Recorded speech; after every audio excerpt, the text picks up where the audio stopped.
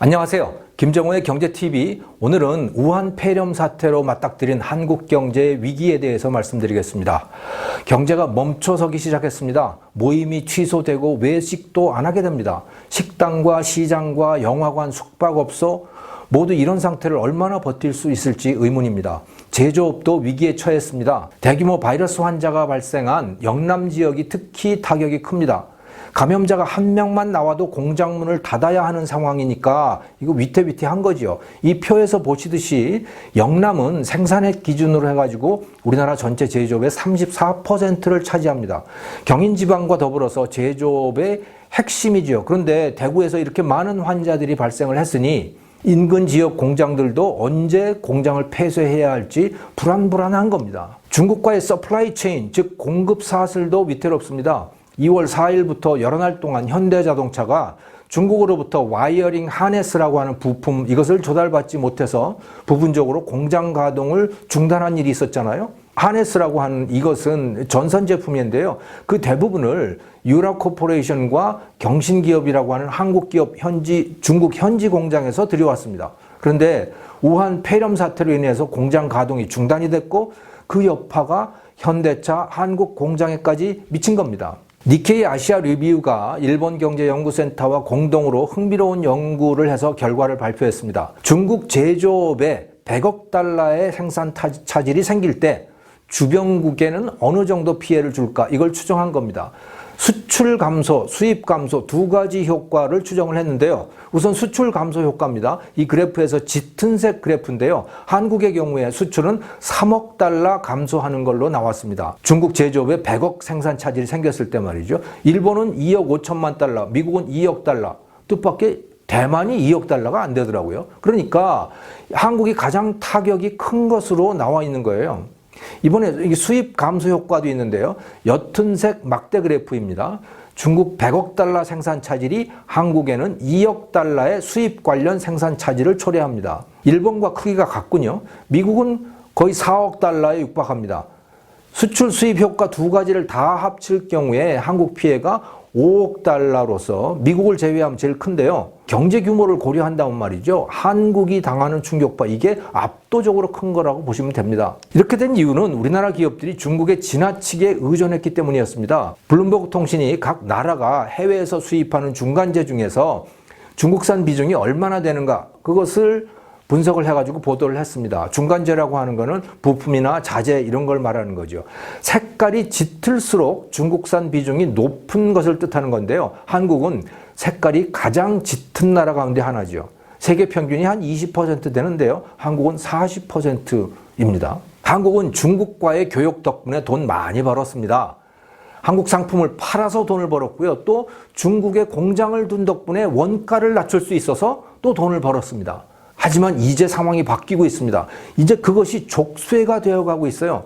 중국을 떠날 때가 된 거죠. 한국 경제는 국내외적으로 큰 위기에 봉착해 있습니다. 이 위기를 어떻게 빠져나와야 할까요? 제 머리에 떠오르는 대응책은 크게 두 가지입니다. 하나는 중국을 떠나고 있는 한국 기업들을 다시 받아들이는 것.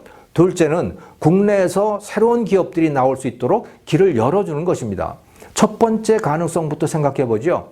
많은 기업들이 이미 중국을 떠나고 있습니다. 이 편은 타임스 아시아라고 하는 언론이 보도를 한 것인데요. 중국을 떠나서 베트남에다 투자를 하고 있는 기업들입니다.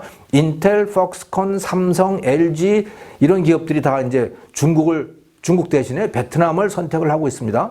이 기업들이 특히 삼성, LG 이런 우리나라 기업들이 한국으로 투자 방향을 바꾼다면 얼마나 좋겠어요. 하지만 중국을 떠나기는 해도 한국으로 오는 게 아니고 베트남, 인도, 말레이시아로 가고 있습니다. 참 안타까운 거죠. 이 부분에서 우리는 대만을 배울 필요가 있습니다. 대만도 중국 의존도가 매우 높았지 않습니까? 그런데 대만은 중국으로부터 독립을 시작했습니다. 2018년부터. 놀랍게도 성장률이 오히려 더 높아지고 있어요. 중국에서부터 떨어져 나오면 경제가 망할 거라고 생각을 했는데 오히려 성장률이 높아지고 있습니다. 2019년 1분기에 1.71%이던 성장률이 4분기에는 3.38%가 됐죠. 아시아에서 중국을 빼면 가장 높은 수준이 된 거예요. 왜 이렇게 됐느냐? 중국으로 갔던 기업들이 대만으로 돌아오기 때문입니다. 우리나라 기업들이 한국으로 돌아오지 않는 큰 이유 두 가지로 생각해 볼 수 있습니다. 첫째는 노조입니다. 한국에서는 이제 노조 때문에 기업들이 옴짝달싹할 수 없어졌습니다. 사업하다가 장사 안 되는 것은 접기도 해야 될 텐데 이거는 뭐 노조가 거기에 동의할 리가 없잖아요. 또 기업을 범죄시하는 그런 법령, 또 사회 분위기 이런 것들 역시 기업 투자가 한국으로 돌아오지 않는 큰 이유입니다.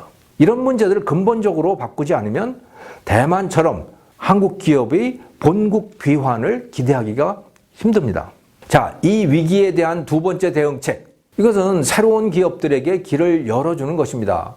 중국 최고의 기업 알리바바죠. 마윈의 그 알리바바. 알리바바가 급성장했던 것은 2003년 사스 위기 때였어요. 중국 사람들이 이 사스 바이러스 때문에 불안해진 거죠. 그래서 시장을 못 가게 된 겁니다. 알리바바는 그런 소비자들의 필요를 잘 해결해 줬고 그 덕분에 급성장을 하게 됩니다. 그 결과 중국은 산업 자체가 바뀌게 되는 거죠. 중국은 온라인 쇼핑, 온라인 결제 천국이 됐습니다. 고통 속에도 기회가 숨어 있습니다. 그 고통의 와중에도 사람들은 살아야 하기 때문에 그런 것입니다.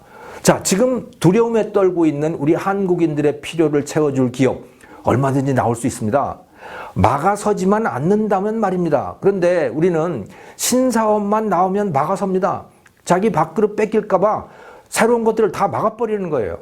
타다처럼 이 별것도 아닌 신사업 이것조차도 기득권에 맡겨서 제대로 할 수가 없는 상황 아닙니까? 이런 상황에서 알리바바처럼 기존 산업 질서를 다 뒤집어 엎는 그런 신사업이 과연 나올 수 있을까요? 한국 경제 절벽 끝에 서 있는 느낌입니다. 그나마 희망은 중국을 떠난 기업을 우리가 다시 받아들이는 것, 또 두려움에 떨고 있는 우리 한국인들의 필요를 채워줄 수 있는 새로운 기업이 등장하도록 하는 것. 그게 우리의 희망인데 과연 우리가 그것을 해낼 수 있을까요? 지도자가 할 일이 있다면 이 문제에 대해서, 이런 문제에 대해서 국민을 설득하는 것입니다. 그런데 문재인 대통령은 추경을 편성해가지고 돈을 뿌리겠다는 거 그 생각만 가지고 있습니다. 추경으로 해결될 거 아무것도 없어요. 위기가 한 1, 2주 정도로 뭐 하고 끝나는 그런 거는 모르겠어요.